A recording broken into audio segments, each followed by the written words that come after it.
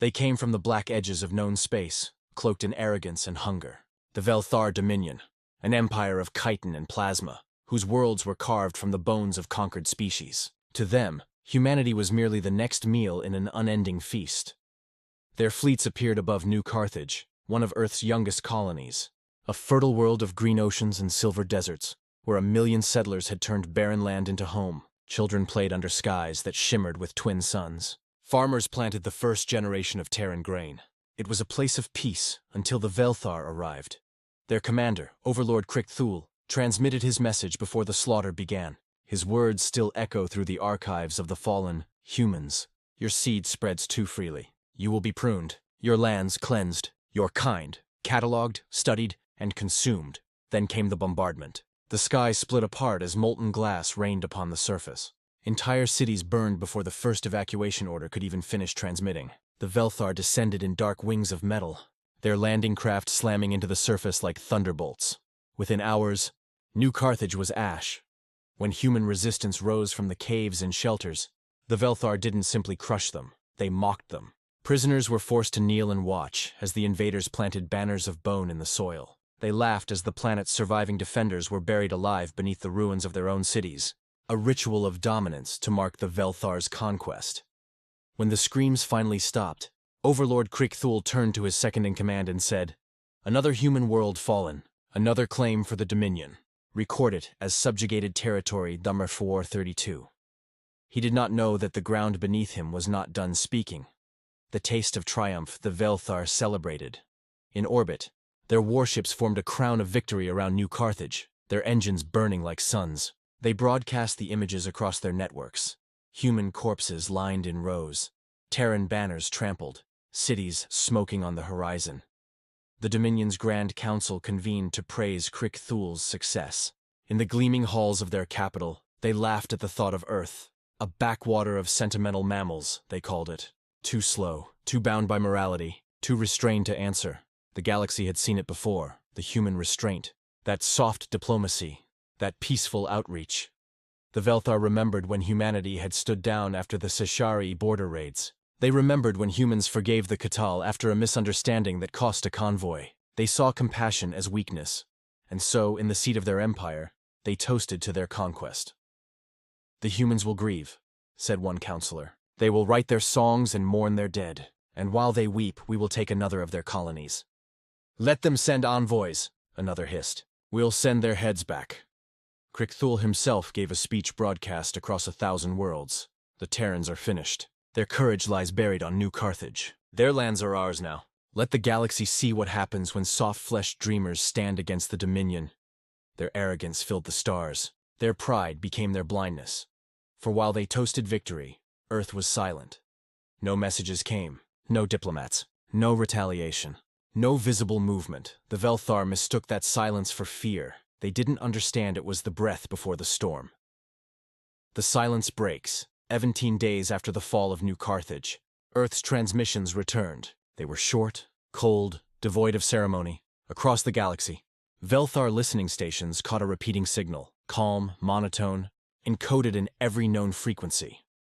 "This is an official declaration from the Terran Coalition. To the Velthar Dominion, you have taken our land. You have murdered our citizens. You have buried our children in foreign soil. You have 7 days to withdraw from human space. On the 8th day, we will begin the excavation." The Velthar laughed at the word, excavation. They thought it a mistranslation. But across the galaxy, the humans began to move. Terran docks that had slept for centuries came alive, their dry docks glowing under the ignition of new engines. The first fleet of Sol, silent since the last Great War, awoke from its slumber in orbit around Titan. Ancient dreadnoughts, stirred, hulking beasts of steel and plasma, older than many of the younger species themselves. From Luna's shipyards came the voice of Admiral Rhea Alcott, her words carried by encrypted pulse through the void. "Operation Gravefall is now active. Priority, planetary reclamation. No prisoners." The first ships left Sol's orbit trailing banners of black and silver. And for the first time in recorded galactic history, the stars dimmed, blotted by the sheer mass of human fleets emerging from slipspace. The 8th day, Overlord Krikthul was inspecting the mines of New Carthage when the first warning came through. His sensor officer reported, Unusual gravimetric distortions near the system's edge. Tiny flickers in space-time. Like ripples before a wave, Crichthul dismissed it. Probably a debris field, he said. The humans don't have the range to come this far. An hour later, the stars vanished. It wasn't darkness. It was density. Something massive, unseen, was bending light itself. Then, with a scream of tortured space, the first Terran warp gates tore open. Out poured ships. Thousands. Carriers the size of cities. Escort destroyers that moved like sharks around them. Gun platforms gliding in disciplined silence. Each bore the insignia of Earth. A single blue circle upon black steel. The Velthar fleet, confident and stationed lazily in orbit, turned to meet them with laughter still echoing in their comms, until the first Terran transmission came through. "This is Fleet Admiral Rhea Alcott of the Terran Coalition. You stand on human soil. Withdraw immediately, or be interred where you stand." The Velthar opened fire. The Terrans did not move. Their shields absorbed the initial bombardment in silence. Then the response came, not in words, but in light. Entire squadrons of Terran dreadnoughts opened fire simultaneously, unleashing beams that carved through Velthar cruisers as though they were mist. The battle was over before it began. Every Velthar ship that tried to flee found jump nodes collapsing, their exits sealed by Terran interdiction fields. The sky above New Carthage became a storm of debris and flame. From the ground, surviving colonists, hidden for weeks beneath the rubble, looked up and saw Earth's vengeance. It wasn't rage, it was precision. The Terrans weren't fighting for victory, they were building a grave. The excavation human troop carriers descended upon New Carthage like falling stars. They didn't land softly. They dug, slamming into the ground with thunderous impacts that shook the crust. Giant atmospheric processors unfolded from their hulls, reshaping the very air. Velthar strongholds, bunkers, and fortresses were targeted with seismic charges that burrowed beneath them before detonating, ripping the ground open and swallowing the occupiers whole. From orbit, human terraforming ships released engineered microbes into the soil, designed to consume Velthar biomatter. The invaders' own corpses began to feed the land they had stolen. Overlord Crichthul watched from his command tower as the Earth itself betrayed him. Trenches collapsed, fortifications turned to mud, and the very mines his soldiers had dug became their tombs. Desperate, he sent a transmission to the fleet.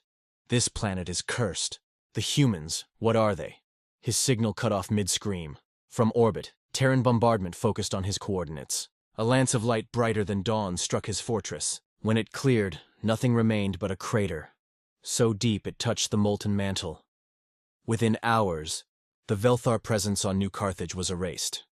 The land was reclaimed, purified not through life, but through death. The Ashen Empire. The retaliation didn't stop. The fall of New Carthage was only the first excavation. In the weeks that followed, human fleets appeared across Velthar space, each strike executed with surgical, unrelenting precision. They didn't conquer worlds. They emptied them. Entire planets were glassed clean, their atmospheres stripped. Shipyards were erased by orbital kinetic strikes. Colonies were turned into graves of metal and dust. And everywhere the Velthar fled, humanity followed. Not with hatred, but with cold inevitability. The Dominion tried to negotiate. They sent envoys, promises of surrender, offers of reparations. Earth did not answer. When the Velthar High Council finally transmitted a plea for peace, it was received by a Terran AI, the automated voice of vengeance. "Peace is the soil of the just. You buried it on New Carthage." The Velthar homeworld fell on the 93rd day. Terran siege platforms surrounded it in perfect orbit, raining precision fire for 40 straight hours. When the bombardment ceased, the planet's crust fractured, oceans boiled. The sky burned, and deep within the rubble, the descendants of the invaders gasped their last breaths, in the graves they had dug themselves. The quiet galaxy, when the last Velthar beacon went dark, the galaxy fell silent. The other empires who had once laughed, who had whispered of human softness, now watched their trade routes, their borders, their words. Even the most warlike species spoke softly when Terrans entered the room. In the decades that followed, the human fleets did not expand. They did not invade. They simply stood watch, orbiting their reclaimed worlds, silent as mountains. New Carthage bloomed again, its soil rich, its cities rebuilt, its skies clear. Farmers returned to plant once more, and under the green fields, the remnants of the Velthar still slept, dust, bones, and iron. A generation later, a plaque was placed at the edge of the first rebuilt city. It read, "Here they took our land. Here they buried our dead, and here, beneath the soil they stole, they rest forever." The whispered fear centuries passed. Stories became legends, legends became warnings. Across the galactic frontier, smugglers, traders, and soldiers all spoke of the same phrase: never dig on human worlds. For beneath every Terran colony, it was said, the ground itself remembers.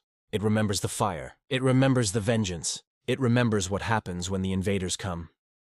Some even claimed the soil of New Carthage hums faintly, like an old machine still running, waiting, listening, and if you stand there long enough, in the dead of night, they say you can still hear a voice whispering beneath the wind. The invaders took our land and dug their own graves.